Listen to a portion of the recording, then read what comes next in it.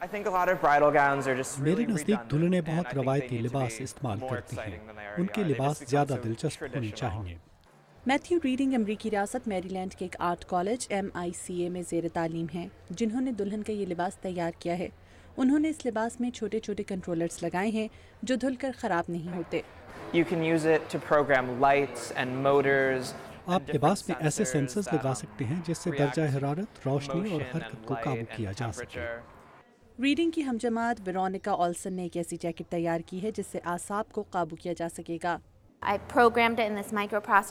میں نے اس جیکٹ میں ایسے مائکرو پروسیسرز لگائے ہیں کہ جب جسم اعصابی تناؤ کی ایک خاص حد تک پہنچ جائے تو اس میں آڈیو پلیئر خود بخود چلنا شروع ہو جائے گا، جو اس جیکٹ کے پہننے والے کے لیے سکون کا سبب بنے گا۔ آرٹسٹ انیٹ کارنبرگ MICA کے فائبر ڈپارٹمنٹ میں پروفیسر ہیں۔ انہوں نے 2 سال قبل کپڑوں کے حوالے سے روایتی اور 21ویں صدی کے جدید انداز کو ملا کر اسمارٹ ٹیکسٹائل ریسرچ لیب بنائی ہے۔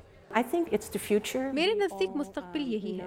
ہم سب جانتے ہیں کہ جدید ٹیکنالوجی کی مدد سے چیزیں چھوٹی ہوتی جا رہی ہیں۔ اب ٹیکنالوجی چھوٹے چھوٹے سیلز یعنی ٹیک سیلز کی صورت میں بھی سامنے آ گئی ہے، اور اس سے آرٹ، فیشن اور ٹیکنالوجی میں بہت سی تبدیلیاں دیکھنے کو ملیں گی۔ ٹیبر برینٹی کے نزدیک مستقبل میں فیشن میں ایسے کپڑے استعمال کیے جائیں گے جو رنگ بدل سکیں۔ ساشا ڈیکونک ایسا لباس بنانا چاہتی ہیں جس میں لباس بجلی استعمال کرتے ہوئے موسیقی بنا سکے۔